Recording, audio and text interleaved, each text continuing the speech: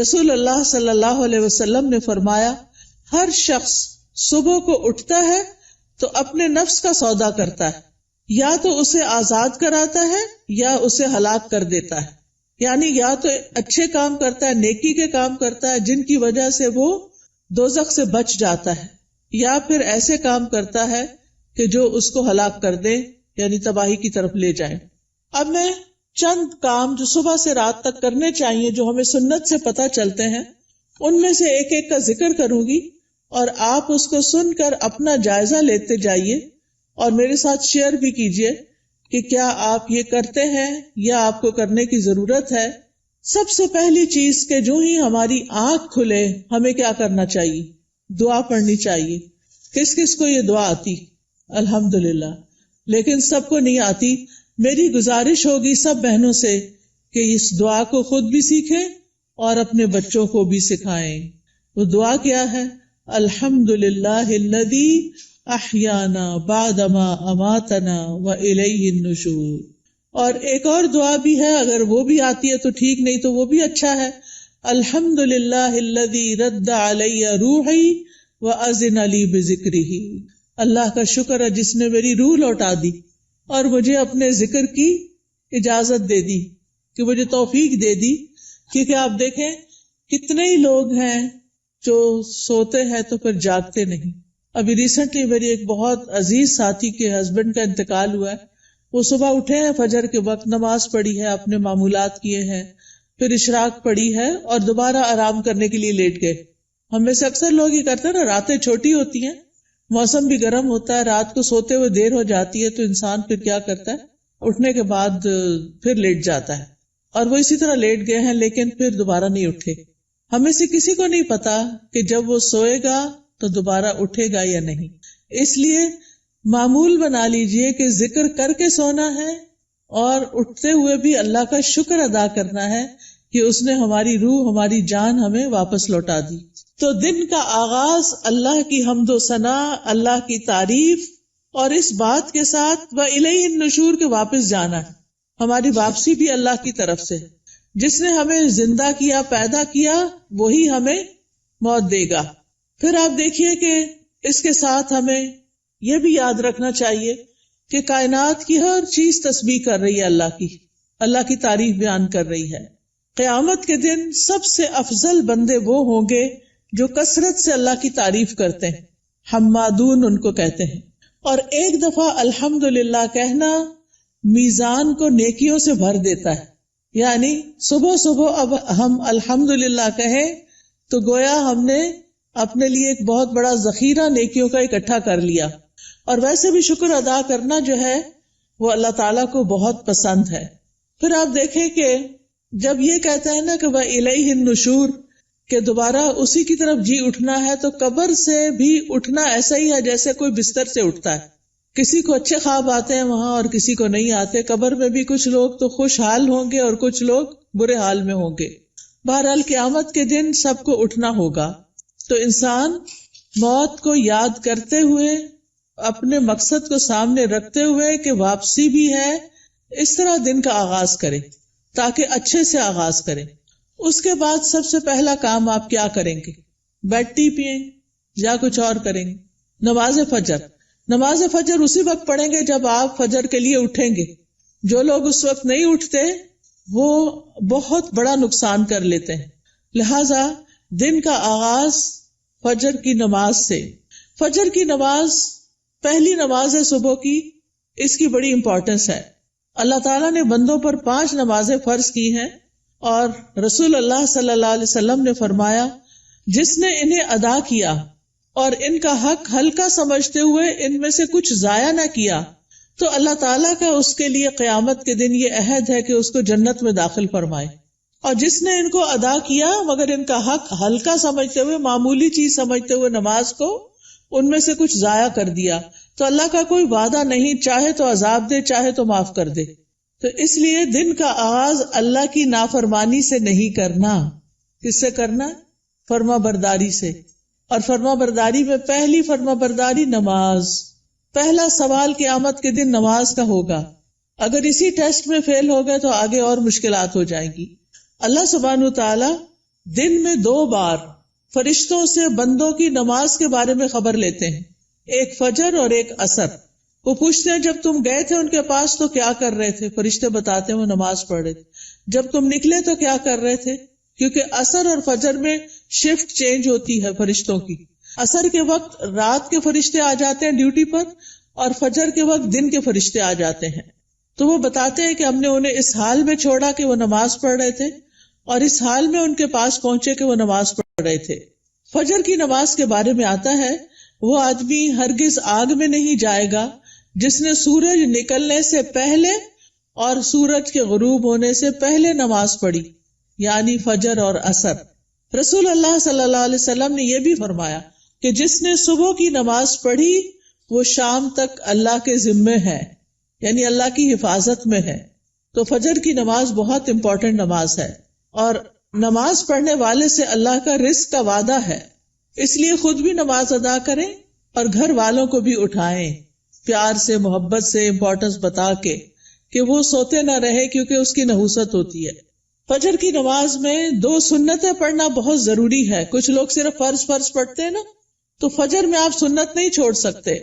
حضرت عائشہ رضی اللہ تعالی عنہا بتاتی ہیں کہ آپ صلی اللہ علیہ وسلم نے فرمایا فجر سے پہلے کی 2 رکعتیں دنیا اور جو کچھ اس میں اس سے بہتر ہے۔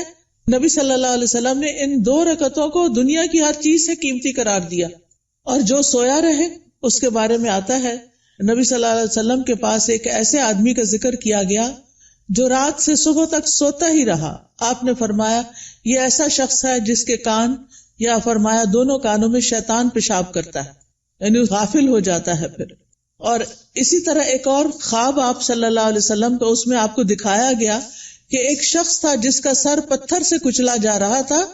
وہ قرآن کا حافظ تھا لیکن قرآن سے غافل ہو گیا اور فرض نماز پڑھے بغیر سو جاتا تھا، یعنی نماز نہیں پڑھتا تھا اور سویا رہتا تھا۔ نماز پڑھتے ہوئے ایک چیز یہ بھی خیال کرنی ہے کہ خشوع کے ساتھ نماز پڑھنی۔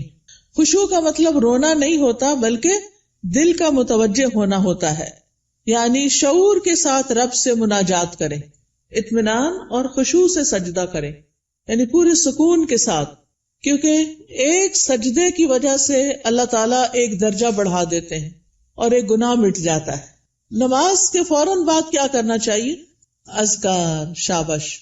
نماز کے بعد اگر کوئی مصلی پر بیٹھا رہے تو جب تک اس کا وضو نہیں ٹوٹتا فرشتہ اس کے لیے دعا کرتا ہے، اللہم اغفر لہ، اللہم ارحمہ، اے اللہ اس کی بخشش فرما دے، اے اللہ اس پہ رحم فرما۔ یعنی آپ مصلی پہ بیٹھے ذکر کر رہے ہیں، تسبیحات پڑھ رہے ہیں، دعائیں کر رہے ہیں، اور فرشتہ آپ کے لیے دعائیں کرنا شروع ہو گیا ہے۔ تو ہم میں سے ہر ایک کو فرشتوں کی دعائیں لینی چاہیے۔ اسی طرح ہر نماز کے بعد 33 بار سبحان اللہ، 33 بار الحمدللہ، اور 34 بار اللہ اکبر پڑھنا چاہیے، اور آخر میں لا الہ الا اللہ وحدہ لا شریک لہ لہ الملک و لہ الحمد وہو علی کل شیء قدیر پڑھا جائے تو جو ایسا کرے گا اس کے سارے گناہ معاف کر دیے جائیں گے۔ ٹھیک ہے، چاہے وہ سمندر کی جھاگ کے برابر ہو۔ کتنی بڑی بات ہے نا یہ، اس لیے اس کا اہتمام کیا رکھنا ہے۔ اگر کسی وجہ سے آپ مصروف ہیں، 33 بار نہیں پڑھ سکتے تو 10 بار بھی پڑھ سکتے ہیں۔ ٹھیک ہے، پھر یہ کہ انگلیوں پر تسبیح کریں، کیونکہ انگلیاں قیامت کے دن کیا کریں گی؟ گواہی دیں گی۔ ہر فرض نماز کے بعد آیت الکرسی ضرور پڑھیں۔ اس کا فائدہ کیا ہے؟ جی، ایسے شخص کو موت کے علاوہ کوئی چیز جنت میں لے جانے سے نہیں روک سکتی۔ اتنا بڑا اجر و ثواب۔ میں یہ ساری باتیں اس لیے کر رہی ہوں کہ آپ اپنا جائزہ لیں۔ اگر کوئی چیز چھوٹ گئی ہے، بھول گئی ہے، پتہ ہے لیکن کرتے نہیں، تو کرنا شروع کر دیں۔ وہ دن جس میں یہ باتیں کریں گے آپ، اس کی نسبت بہت زیادہ اجر و ثواب والا ہوگا جس میں آپ یہ نہیں کریں گے۔ دنیا کے کام کبھی ختم نہیں ہو سکتے، لیکن ہمیں کیا کرنا چاہیے؟ اپنے اذکار، اپنی عبادات کو بھولنا نہیں۔ اسی طرح ہم میں سے اکثر لوگ کہتے ہیں مجھے نظر لگ گئی، وہ فلانے نے جادو کر دیا، وہ گھر میں یہ شر ہو گیا۔ تو اس کا حل بتایا گیا ہے کہ ہر نماز کے بعد قل هو اللہ 1 دفعہ، قل اعوذ برب الفلق 1 دفعہ، اور قل اعوذ برب الناس 1 دفعہ پڑھیں۔ یہ نماز کے بعد پڑھنی چاہیے۔ اچھا، اب آپ دیکھیے کہ بعض لوگ بیمار ہوتے ہیں، کوئی ایسی تکلیف ہوتی ہے ان کو سمجھ نہیں آتی، وہ پڑھ کے اپنے ہتھیلی پہ پھونک مار کے اپنے سر سے، منہ اور پورے جسم پر اپنا ہاتھ پھیر لیا کریں. اس سے انشاءاللہ ان کا شر بھی دور ہو جائے گا، ان کی بیماری بھی ختم ہوگی. نماز کے بعد کیا کرنا چاہیے؟ صبح شام کے اذکار، پروٹیکشن کی دعائیں. آپ میں سے کس کس کے پاس ایاک نستعین کتاب ہے؟ الحمدللہ کافی لوگوں کے پاس ہے. جس کے پاس نہیں، اگر آج آئی بھی ہے تو ضرور لے لیں. اور انگلش میں بھی ہے، اس میں ٹرانسلیٹریشن کی ہوئی ہے. اگر عربی نہیں پڑھ سکتے بچے تو ان کو انگلش میں پڑھنی آ جائے تو وہ بچوں کو ضرور ساتھ ساتھ سکھائیں. ہر ماں خود اپنے پڑھنے کے ساتھ اپنے بچوں کو بھی سکھائے. تو اگر زبانی یاد نہیں تو دیکھ کے پڑھ لیجئے. انشاءاللہ جب آپ پروٹیکشن کی دعائیں پڑھیں گے تو آپ نظر سے، حسد سے اور بہت سے شر سے بچ جائیں گے. ٹھیک ہے نا؟ ایسا نہیں کہ لوگوں کی نظر تیز ہوتی ہے، ایسا ہے کہ ہمارے اوپر پروٹیکشن وال نہیں ہوتی کیونکہ ہم اذکار نہیں کرتے. اور پھر آپ دیکھیے کہ اگر کوئی شخص آپ میں سے جیسے بزرگ خواتین جن پہ بچوں کی، چھوٹے بچوں کی ذمہ داری نہیں یا گھر کے بہت سارے کام کاج نہیں، تو وہ فجر کی نماز سے سورج طلوع ہونے تک بیٹھے رہے مصلی پر. کیونکہ رسول اللہ صلی اللہ علیہ وسلم نے فرمایا جو شخص صبح کی نماز جماعت کے ساتھ ادا کرے پھر بیٹھا اللہ کا ذکر کرتا رہے یہاں تک کہ سورج نکل آئے، پھر 2 رکعتیں پڑھے اشراق کی، یعنی اس کے لیے ایک حج اور عمرے کا ثواب ہے. کوئی معمولی اجر ہے؟ کتنا بڑا اجر کما لیتے ہیں وہ لوگ جو تھوڑا صبر سے بیٹھے رہتے ہیں فجر کے بعد اور نفل پڑھ کے اٹھتے ہیں، اور 2 رکعتیں ہی پڑھنی ہوتی ہیں. تو انسان کا دل، اس کی روح، یہ سیراب ہو جاتے ہیں ان اعمال سے جو ابھی تک میں نے آپ کو بتائے. آپ کے لیے خیر و برکات کے دروازے کھل جاتے ہیں، دنیا اور آخرت میں سلامتی کا ذریعہ ہے، عظیم اجر و ثواب کا ذریعہ ہے، شر کے آنے سے پہلے، تکلیف کے آنے سے پہلے، واقع ہونے کے بعد اسے ہٹانے کا ذریعہ ہے. یہ دعائیں، یہ جو میں بتا رہی ہوں نا پروٹیکشن کی دعائیں جو ہیں، رب کے سامنے فقر اور عاجزی کا اظہار بھی ہے، اللہ تعالیٰ کی نعمتوں کا اعتراف بھی ہے. اور یہ ایسے ہی ہے جیسے کوئی دشمن سے بچنے کے لیے اپنے آگے کوئی وال کھڑی کر لے. تو انشاءاللہ اگر ساری نہیں بھی پڑھ سکتے تو معوذتین، بسم اللہ الذی لا یضر، اعوذ بکلمات اللہ التامات من شر ما خلق، اور کچھ اور مختصر دعائیں پڑھ کے اپنے اوپر بھی پڑھیں اور بچوں کو بھی پڑھنا سکھائیں. اس کے بعد کیا کریں گے یہ بتائیے؟ تلاوت کریں، چاہے تھوڑی سی ہی کیوں نہ کریں. اور اگر میں سمجھتی ہوں بچوں کے اسکول جانے کا وقت ہوتا ہے تو اپنی تلاوت کا وقت نہیں رہتا، پھر آپ کیا کریں؟ اپنے فون پر قرآن مجید کا کچھ نہ کچھ حصہ ریگولر لگا دیں. کوئی پورے قرآن کو ڈاؤن لوڈ کر لیں، اب تو ایسی ویب سائٹس بھی ہیں، وہاں سے آپ شروع کریں، الحمد سے الناس تک پورا کریں. ہر روز تلاوت لگا دی، بچے بھی تیار ہو رہے ہیں، آپ بھی کچن میں کام کر رہی ہیں اور ساتھ ساتھ تلاوت سنیں. کیوں؟ ان الذین یتلون کتاب اللہ واقاموا الصلاۃ وانفقوا مما رزقناہم سرا وعلانیۃ یرجون تجارۃ لن تبور. بے شک جو لوگ اللہ کی کتاب کی تلاوت کرتے ہیں، اور تلاوت کا عربی میں معنی فالو کرنا بھی ہوتا ہے، سمجھ کے پڑھنا، اور انہوں نے نماز قائم کی اور جو کچھ ہم نے انہیں دیا ہے اس میں سے انہوں نے پوشیدہ اور ظاہر خرچ کیا، وہ ایسی تجارت کی امید رکھتے ہیں جو کبھی برباد نہ ہوگی. یہ لوگ اللہ کے ساتھ ایک بزنس کر رہے ہیں. یہ چیزیں یہ پڑھتے ہیں، تلاوت کرتے ہیں، قرآن پڑھتے ہیں، لوگوں پہ خرچ کرتے ہیں، تو یہ اللہ کے ہاں ایسا اجر، اتنا پروفٹ پائیں گے کہ سوچ بھی نہیں سکتے، تاکہ وہ انہیں ان کے اجر پورے پورے دے اور اپنے فضل سے انہیں زیادہ بھی دے. بے شک وہ بے حد بخشنے والا نہایت قدردان ہے.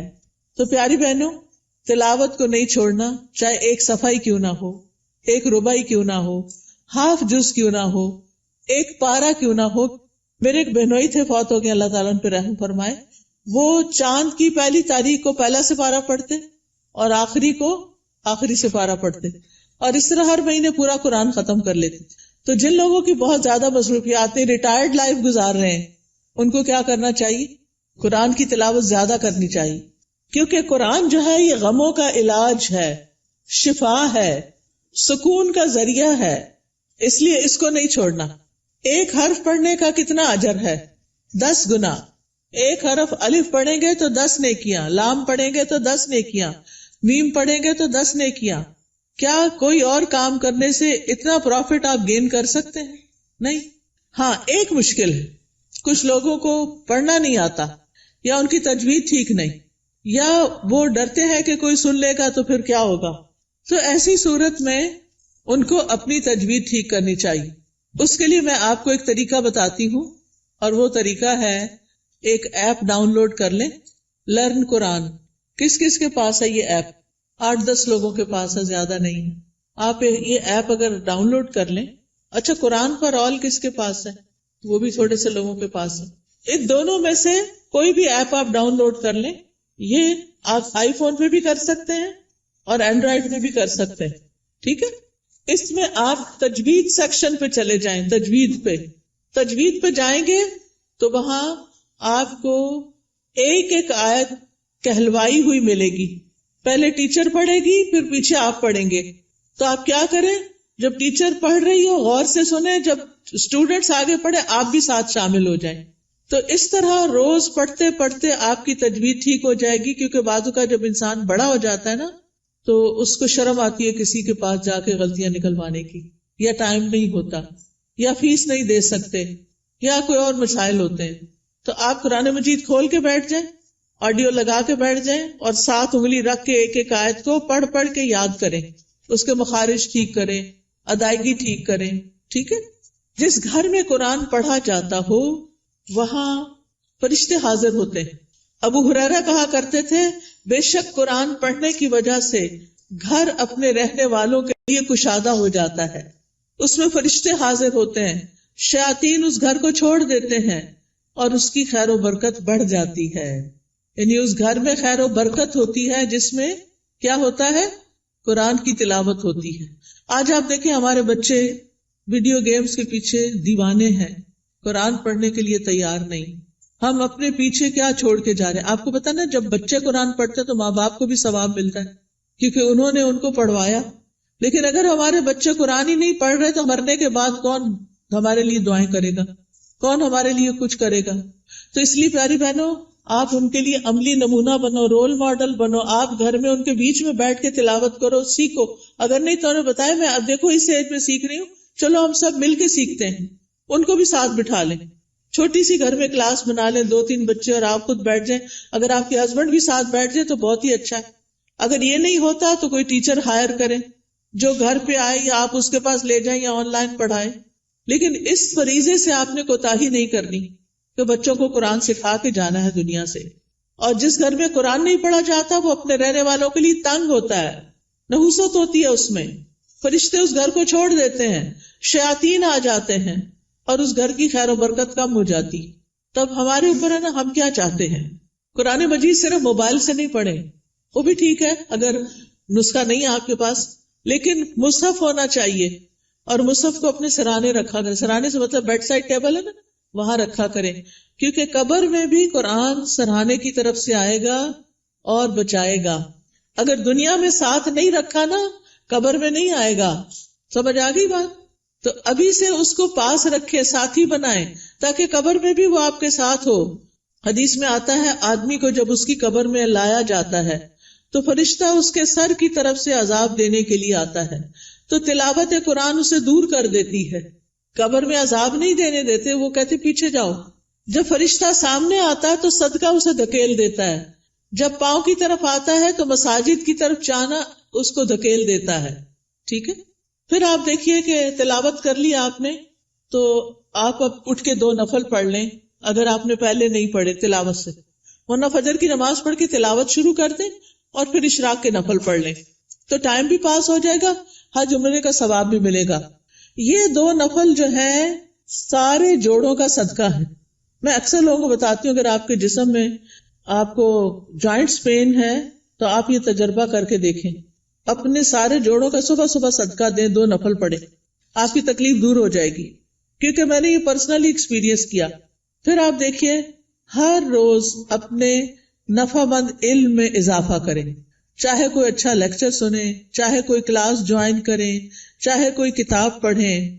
تو علم نافع جو ہوتا ہے وہ 2 طرح کا ہوتا ہے. ایک دینی اور شرعی علم جس میں ہم قرآن کا ترجمہ سیکھتے ہیں، تفسیر سیکھتے ہیں، جس میں ہم دعائیں سیکھتے ہیں، جس میں ہم نماز کا طریقہ سیکھتے ہیں، سیرت کے بارے میں سیکھتے ہیں، احادیث پڑھتے ہیں. یہ دینی علوم ہے. اور دنیاوی علم جس سے انسان دوسروں کو فائدہ پہنچا سکے، جیسے طب ہے، ڈاکٹر بننا ہے، بزنس ہے، ایگریکلچر ہے، انڈسٹری کے بارے میں جاننا، آئی ٹی کے بارے میں، یہ ساری تعلیم حاصل کرنا تاکہ آپ دوسرے لوگوں کو فائدہ پہنچا سکیں اور اپنی ارننگ بھی کر سکیں. تو یہ بہت فائدے کی چیز ہے کہ اب آپ نے نماز، قرآن تلاوت، اشراق سب کر لی، اب یا اپنی جاب پہ جائیں یا پھر اگر گھر میں ہیں تو گھر کے کام کاج کریں اور اس کے بعد اپنا نالج بھی بڑھائیں. اس کے لیے آپ سیکوینس کے ساتھ لیکچر سنا کریں. کبھی حدیث جیسے شروع کر لی ہے تو وہ سارے لیکچرز پورے کر لیں، ہر روز ایک ایک کر کے. اگر تفسیر شروع کر لی ہے تو اس کو شروع کر کے آگے تک لے جائیں، لیکن اپنے علم میں پختگی لائیں. اور اگر ہو سکے تو کوئی نہ کوئی کلاس جوائن کریں. رسول اللہ صلی اللہ علیہ وسلم نے فرمایا، جو شخص صبح کے وقت اس لیے مسجد کی طرف نکلا کہ بھلائی سیکھے یا سکھائے تو اس کے لیے پورا حج ادا کرنے والے کے مثل اجر ہے. اتنا بڑا اجر ہے. یاد رکھیں، علم سیکھنے اور سکھانے کے لیے وقت مقرر کریں، جگہ مقرر کریں، ورنہ اگر آپ صرف چلتے پھرتے ہی سن رہے ہیں تو پکا علم نہیں آئے گا. کوئی بات سمجھ آئے گی، کوئی نہیں آئے گی. نہ ہونے سے بہتر ہے کچھ تو سن لیں، لیکن گھر میں بھی ٹیبل چیئر سیٹ کر کے رکھیں اور اپنا لیپ ٹاپ سیٹ کریں اور کوئی آن لائن کلاس جوائن کر لیں یا پھر گھر میں پڑھیں، خود سے سیلف اسٹڈی کریں، لیکن ٹائم اور پلیس، زمان اور مکان مقرر کریں. اس سے آپ کی گروتھ ہوگی. جتنا جتنا آپ سیکھتے جائیں گے آپ نیکیوں میں آگے بڑھتے جائیں گے، برائیوں سے دور ہوتے چلے جائیں گے. پھر آپ دیکھیں کچھ بہنیں ناشتہ نہیں کرتی، وہ کہتی ہیں کہ موٹے ہو جائیں گے اور چھوڑو پرے، لیکن ناشتہ ضرور کریں. آپ کو کام کرنے کے لیے، پڑھنے کے لیے، جاب پہ جانے کے لیے انرجی چاہیے. چاہے چند کھجوریں ہی کیوں نہ کھا لیں، کھجور پانی لے لیں، کچھ اور سیڈز وغیرہ لے لیں، نٹس لے لیں، جو بھی آپ کو پسند ہو. اگر دودھ پسند ہے تو زیادہ دودھ اور کم چائے ڈال کے پی لیں. بہت سے لوگ صرف کافی پی لیتے ہیں تو وہ درست نہیں کہ آپ اپنے آپ کو صرف ایسی چیزوں پر کہ جو آپ کے اندر کیفین ڈالے اور آپ صرف اس کی وجہ سے ایکٹیو اور غذائیت نہ ہو، تو آپ دیکھیں کہ پھر آپ سے بہت سے کام ہو نہیں پاتے، آپ جلدی تھک جاتے ہیں. تو اس کو بھی بچائیے. اپنے جسم کی حفاظت بھی عبادت ہے، ٹھیک ہے نا؟ جسم کی حفاظت بھی عبادت ہے. یہ نہیں کہ سب کی ٹیک کیئر کرتے کرتے اپنے آپ کو بلا کے رکھ دیں اور پھر کسی کام کے نہ رہیں، نمازیں بھی بیٹھ کے شروع کر دیں.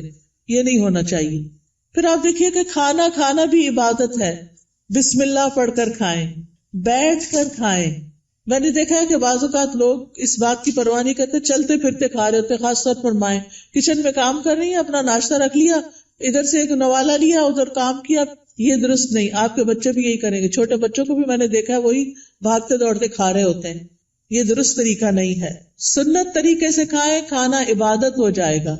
پھر دائیں ہاتھ سے کھائیں اور پیئیں. ہر گھونٹ پہ الحمدللہ کہیں. پھر کھانا کھا کر بھی دعا کریں. کس کس کو آتی ہے دعا؟ پڑھیں مل کے ذرا کھانا کھانے کی. الحمدللہ. کچھ لوگوں کے ہونٹ نہیں ہلے، یا تو دعا نہیں آتی یا بخل کیا انہوں نے پڑھنے میں. اگر نہیں آتی تو کوئی حرج نہیں، سیکھ لیں، آپ کا دن عبادت بن جائے گا. ہمارے دین میں صرف نماز پڑھنا عبادت نہیں. ہم نے ابھی آیت میں کیا سنا؟ نماز پڑھو اور نیکی کرو. وہ کون سی نیکی ہیں جو نماز کے علاوہ ہیں؟ وہ یہی نیکیاں ہیں. اپنی کیئر کرنا بھی نیکی ہے اور بسم اللہ پڑھ کے کھانا بھی نیکی ہے، الحمدللہ کہنا بھی نیکی ہے. جو بندہ پانی پی کر الحمدللہ کہتا ہے اللہ اسے راضی ہو جاتا ہے، خوش ہو جاتا ہے. کہ یہ مشکل کام تو نہیں اللہ کو راضی کرنا، بشرطے کہ ہمارے کچھ آداب اور مینرز ایسے ہوں. صبح صبح اپنے آپ سے سیلف ٹاک کیا کریں اور کہا کریں میری ساری زندگی میرے رب کے لیے، میں اللہ کی بندی ہوں، اللہ کی فرما بردار بنوں گی، اللہ کا حکم مانوں گی، اللہ کو راضی کروں گی. اپنے آپ سے یہ باتیں کیا کریں. میں ہر کام اللہ کی پسند کا کیا کروں گی، کیونکہ جو آپ سوچتے ہیں آپ بولتے ہیں پھر وہ کرتے بھی ہیں. ٹھیک ہے نا؟ کیونکہ ہمارے دل میں کیا ہوتا ہے، فلاں کیا کہے گا، اس کو خوش کرنا، اس کو راضی کرنا، فلانا کام کرنا، فلانا. ٹھیک ہے وہ سب کریں لیکن اپنا خیال بھی رکھیں. ہم نماز پڑھ کے بھی عبادت کرتے ہیں، ہم مخلوق کا خیال رکھ کے بھی عبادت کر رہے ہوتے ہیں، اور ہم اپنے عادات کو اچھا بنا کے بھی عبادت کر رہے ہوتے ہیں. تو ہمیں اپنا ایمان بھی بڑھانا ہے اور ایمان بڑھانے والا ماحول بھی قائم کرنا ہے. اپنے گھر کا ماحول، اپنے سوشل سرکل کا ماحول ایمان بڑھانے والا. آپ ایسے لوگوں سے ملیں جن سے ملنے کے بعد آپ کا ایمان اوپر جائے، اور ان لوگوں سے ذرا دور رہیں، اسپیس دیں جن سے مل کے آپ کی طبیعت خراب ہوتی ہے، اور وہ ایسی غیبت کرتے ہیں کہ آپ کا ایمان خراب کر دیتے ہیں. کیونکہ میں نے دیکھا ہے کہ بہت دفعہ خواتین سب بچے وغیرہ اسکول گئے، ہسبینڈ آفس گئے، اب کیا شروع ہو گئے، موقع مل گیا ان سب کی شکایتیں کرنے کا. کبھی اماں کو شکایت لگا رہے ہیں، کبھی دوست کو لگا رہے ہیں، روزانہ کی روٹین. کچھ لوگوں کو تو ہمیں فون کرنا ہی ہوتا ہے کہ ہمارے دوست ہوتے ہیں، آ نہیں سکتے، ہم جا نہیں سکتے، تو ہم فون پہ باتیں کرتے ہیں. اور اب تو فیس ٹائم اور پتہ نہیں کیا کیا باتیں کرنے کے ذریعے آ گئے ہیں دور بیٹھے لوگوں سے بھی. ایک دن ایک بچی نے مجھے فون کیا، رو رہی ہو. میں نے کہا کیا مسئلہ ہے، تمہیں کچھ اور کی طرف سے تکلیف ہے؟ نہیں کوئی تکلیف نہیں، تمہارے رزق کی کمی نہیں، وہ بھی کمی نہیں، میرے پاس ہر نعمت. میں نے کہا پھر کیوں رو رہی؟ کہتی وہ میری بھابھی نے میری امی کا جینا حرام کر رکھا ہے. میں نے کہا آپ کو کیسے پتا چلا؟ یعنی مجھے لیٹسٹ خبر دے رہی تھی کہ آج میری بھابھی نے یہ فساد گھر میں کیا. میں نے کہا وہ اللہ کے بندے آپ کو بتاتے کیوں ہیں؟ وہ یو کے میں رہتی تھی. میں نے کہا آپ پاکستان کی خبریں یو کے میں سن کے رو کے کینیڈا میں رپورٹ کر رہی ہیں، ساری دنیا کو سر پہ اٹھائے ہوئے ہیں. کیا فائدہ ایسی زندگی کا؟ اگر ہمارے گھر میں کوئی جھگڑا نہ تو اللہ کے واسطے بیٹیوں کو آرام سے اپنے گھر میں رہنے دیں، اپنے جھگڑوں کو گھر میں خود ہی نپٹا لیں. بہو کی شکایتیں بیٹی کو، بیٹی کی شکایتیں باپ کو، اس کو یہ چھوڑ دیں. یہ سکون برباد کرنے والی چیزیں ہیں. بات کریں تو علم کی بات کریں، اچھی کسی کو کھانا پکانے کی ٹپ دیں، کوئی بیمار ہے تو اس کو صحت کے لیے کوئی مشورہ دیں، لیکن اس قسم کی باتیں نہ کریں کیونکہ یہ غیبت ہے. اور آپ کی نے جو وہ صبح سے وہ اٹھی ہوئی ہے نا اور جو کچھ کیا ہے سب صفائی ہو جائے گی، شام ہونے سے پہلے سب کچھ ختم. تو اس لیے بہت ضروری ہے کہ ہم کیا کریں، اپنی زندگی کا جائزہ لیں کہ کون سی چیزیں ایمان بڑھانے والی ہیں اور کون سی گھٹانے والی ہیں. ایمان گھٹانے والے کام، گناہ کے کام، نافرمانی کے کام، جھوٹ اور بخل. پھر آپ دیکھیں کہ اپنے جسم اور اپنی روح کا خیال کرنے کے لیے اپنے آپ کو صاف ستھرا رکھیں، یہ بھی عبادت ہے. آپ نے وہ حدیث سنی ہوگی نا، صفائی نصف ایمان ہے. وہ بچپن میں رٹا دیتے ہیں. اپنے جسم کی صفائی، ایکسٹرا بالوں کی صفائی، اپنے کپڑوں کی صفائی، اپنے گھر کی صفائی پہ لگ جائیں. اور کس نیت سے کہ یہ عبادت ہے. میں اپنا ماحول صاف کر رہی ہوں، اپنے گارڈن کو صاف کر رہی ہوں، اپنی کھڑکیاں صاف کر رہی ہوں، جو بھی کریں. اور ایک ہی دن میں سب کچھ نہیں کریں، پھر نماز بھی نہیں پڑھی جائے گی. اپنا اسکیڈول بنا کے سیٹرڈے کو یہ کرنا، سنڈے کو یہ، منڈے کو یہ، اور کس کام میں کس کو ساتھ لگانا ہے. بچوں کو لگانا ہے، ہسبینڈ کو لگانا ہے، اپنی کسی فرینڈ کو بلا کے ساتھ لگانا ہے. وہ سارا کچھ لکھ کے رکھ لیں اور اکیلی اپنی جان پہ زیادہ بوجھ نہ ڈالیں. ٹھیک ہے. پھر اپنے جسم، ناخن، بال، دانتوں، ان سب کی صفائی کا اہتمام. مسواک رب کو راضی کرنے کا ذریعہ ہے. پھر وضو کے بعد کی دعا، پھر اذان سن کے اس کی دعا. پھر کوئی بھی ایسی چیز جو آپ کو پریشان کرتی ہے اس کے بارے میں اپنے رب پر توکل کہ یا رب تو ہی کرنے والا ہے، میں تیری ہی طرف رجوع کرتی ہوں، تجھ سے ہی دعا کرتی ہوں. اور رب سے دل ہی دل میں باتیں کیا کریں. کسی بھی طرح کے حالات ہوں، اللہ کی رحمت سے نا امید نہ ہوں، اللہ کی رحمت سے پر امید رہیں. باہر گروسری کرنے جا رہے ہیں، کوئی بھی کام کر رہے ہیں، اس کے ساتھ اپنا غور و فکر اور ذکر جاری رکھیں. تمام دن اللہ کے ذکر سے اپنی زبان کو تر رکھیں. یعنی دنیا کے کام کرتے ہوئے جب زبان یعنی کہ خالی ہے، کچھ بھی بولنے کو نہیں، تو اللہ کا ذکر دل ہی دل میں اور زبان سے کرتے رہیں، کیونکہ اس سے آپ کے دل میں سکون رہے گا، آپ کی روح سرشار رہے گی. ایک دفعہ سبحان اللہ اور الحمدللہ کہنے سے زمین آسمان بھر جاتا ہے. اور یہاں پر کچھ کارڈز بھی ہم آپ کے لیے لائے ہیں جن میں اذکار ہیں، تو اپنے کام کاج سے فارغ ہو کے آپ وہ ذکر کر سکتے ہیں، جیسے یہ تسبیحات ہیں. پھر اسی طرح اگر آپ کو رزق کی تنگی ہے تو یہ رزق میں کشادگی کے لیے دعائیں ہیں. پھر اگر کسی اہم کام میں آپ کو مشورہ کرنا تو یہ استخارہ ہے، استخارہ کیسے کریں اور اس کی دعا. پھر اسی طرح اللہ کا شکر ادا کرنے کے لیے یہ الحمدللہ کا کارڈ ہے. یہ دعائیں ہیں شکر ادا کرنے کی، اللہ کی تعریف کی، کیونکہ اللہ کی تعریف کرنے والے قیامت کے دن سب سے افضل بندے ہوں گے. پھر یہاں کچھ تسبیحات بتائی گئی ہیں، ان کا انگلش میں بھی ٹرانسلیشن ہے جن کے بہت بڑے بڑے فائدے ہیں. پھر آپ دیکھیے اگر قرض سے پریشان ہیں، مالی معاملات میں، تو یہ دعائیں ہیں، ان کا بھی انگلش ٹرانسلیشن موجود ہے. پھر یہ پروٹیکشن کی دعائیں ہیں.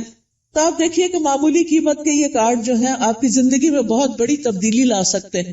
تو آپ نے اگر یہ سارے اپنے گھر میں رکھے ہوئے ہوں ایک دن ایک اٹھا کے پڑھ لیجئے، دوسرے دن دوسرا پڑھ لیجئے، تیسرے دن تیسرا پڑھ لیجئے، اور اس طرح آپ کا ذکر کے ساتھ ایک رابطہ قائم ہو جائے گا. کثرت سے توبہ استغفار کریں. اگر کوئی مسائل ہے زندگی میں، کوئی پریشان کر رہی ہے چیز، تو استغفار کی کثرت، استغفر اللہ کی تسبیح کر سکتے ہیں، اللہم اغفر لی کی تسبیح کر سکتے ہیں.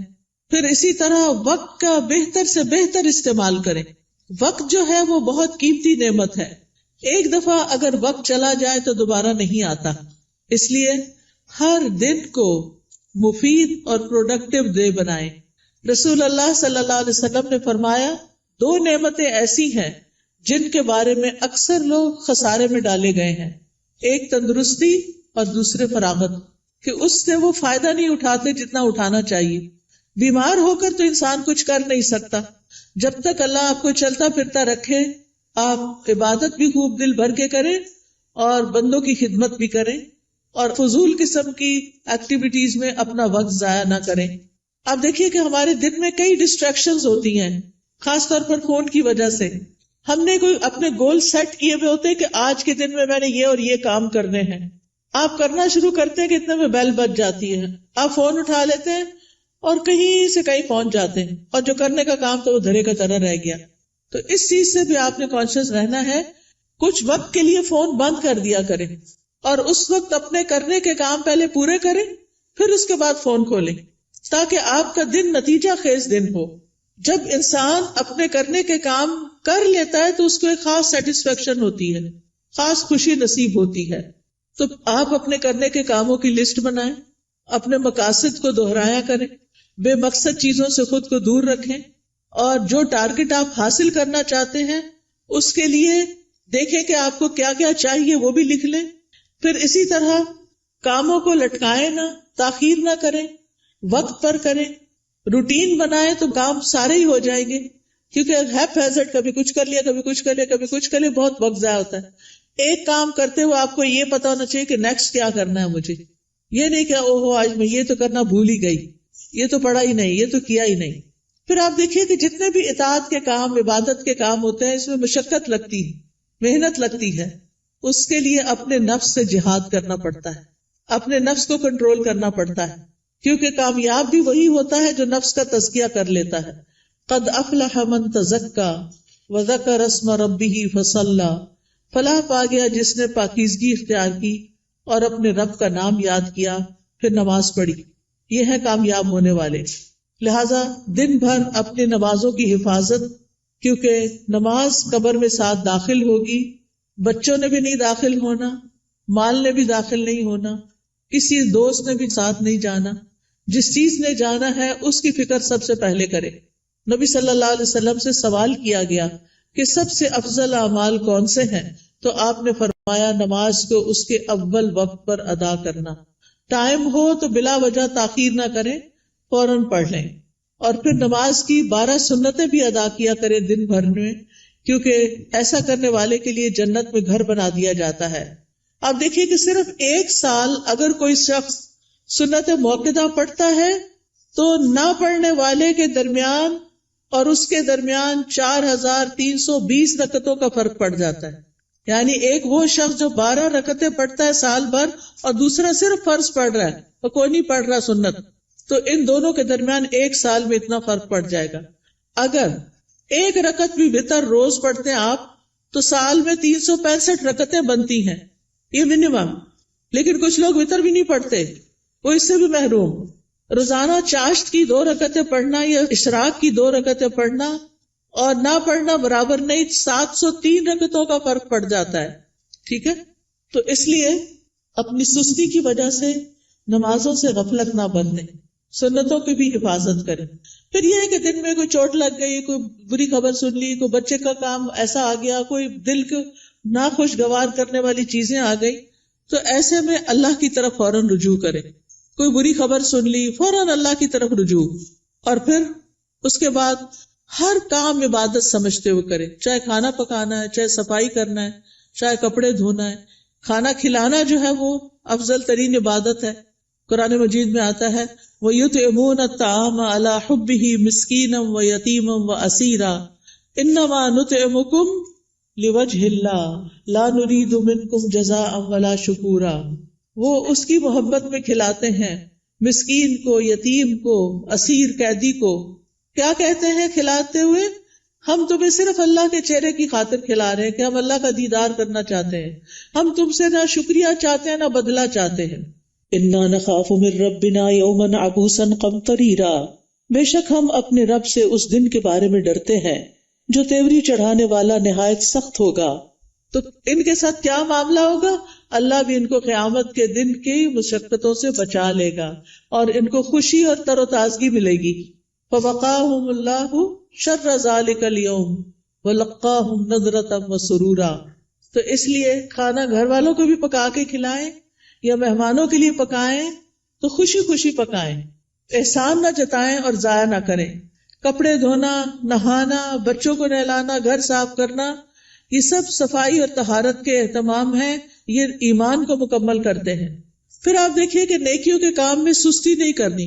نیکی کا کوئی بھی کام، آپ کی دوست نے فون کر دیا کہ فلاں شخص بیمار ہے، غریب ہے، اس کے لیے مدد کرنی ہے، آپ بھی اپنا کچھ حصہ ڈال دیا، صدقہ کر دیا. تو نیکی کے ہر کام میں حصہ ڈالا کرے. حضرت ابوبکر کے بارے میں آتا ہے، نبی صلی اللہ علیہ وسلم کی مجلس میں لوگ بیٹھے ہوئے تھے. آپ نے پوچھا آج تم میں سے کس نے روزے کی حالت میں صبح کی ہے؟ حضرت ابوبکر رضی اللہ عنہ نے عرض کیا میں نے. آپ نے پوچھا آج کس نے مریض کی عادت کی؟ انہوں نے کہا میں نے. آپ نے پوچھا تم میں سے جنازے میں کس نے شرکت کی؟ انہوں نے کہا میں نے. آپ نے پوچھا کس نے مسکین کو آج کھانا کھلایا؟ تو ابوبکر کہتے ہیں میں نے رضی اللہ عنہ. تو نبی صلی اللہ علیہ وسلم نے فرمایا جب کسی شخص کے لیے ایک ہی دن میں یہ خصلتیں جمع ہو جائیں وہ جنت میں ضرور داخل ہوگا. یہ جنت میں جانے والے کام. اچھا ہمیں پتہ چلتا رہتا ہے کوئی بیمار ہے، اچھا کہتے اچھا اللہ اس کو شفا دے، بس ادھر ہی بیٹھ گئے، خبر نہیں لیتے. ہمیں پتہ ہوتا ہے کہ کوئی بھوکا ہے یا نہیں کھانا پکا سکتا یہ کھا سکتا، ہم کر سکتے ہیں تو ہم توجہ نہیں کرتے. ہم راشن کا انتظام کر سکتے، ہم کسی بھی طرح مدد کر سکتے ہیں، لیکن اس کی طرف توجہ کرنے کی ضرورت ہے. پھر اللہ کی نافرمانی سے بچیں، جہنم کو سامنے رکھتے ہوئے گناہوں سے بچیں. یعنی صرف نیکی کے کام کرنا کافی نہیں، گناہوں سے بچنا بھی بڑا ضروری ہے. پھر لوگوں کے ساتھ معاملہ کرتے ہوئے اچھے اخلاق سے پیش آئیں. سب سے پہلا حق آپ کے اوپر والدین کا ہے. زندہ ہیں تو ان کی زیارت کو جائیں، ان سے بات کریں، ان کے لیے دعائیں کریں، ملاقات کریں تو ان کی پیشانی چومیں، ہاتھ چومیں، کیونکہ والدین سب سے زیادہ حسن سلوک کے مستحق ہیں. نماز میں ان کے لیے دعائیں کریں. فوت ہو گئے ہیں تو ان کے لیے دعا کے علاوہ صدقہ کیا کریں. گھر والوں کے لیے باعث خیر بنیں. اپنے گھر والوں کو آگ سے بچائیں، ان کو نیکی اور دین کی طرف لا کر. پھر اسی طرح جہاں بھی بیٹھے خیر پھیلانے والے بنے، دوسروں کا بھلا کرنے والے، دوسروں کو فائدہ پہنچانے والے.